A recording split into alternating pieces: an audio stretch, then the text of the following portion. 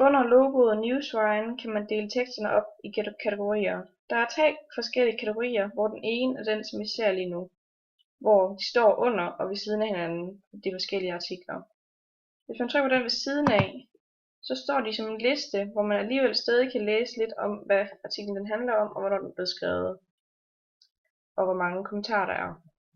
Hvis man tager den tredje kategori, så står de kompakt under hinanden, hvor man egentlig kun kan læse overskriften på artiklen. Hvis man går ind på en af artiklerne, kan man både finde forfatterens navn under artiklen, som er lige her, men også her under Newswine-logoet. Hvis man trykker på boksen under navnet,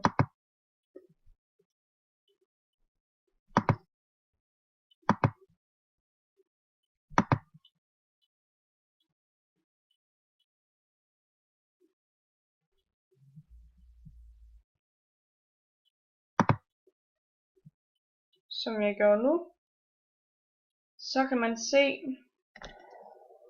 de nations, der er blevet lavet, og hvor mange medlemmer der er, og hvornår den er blevet lavet.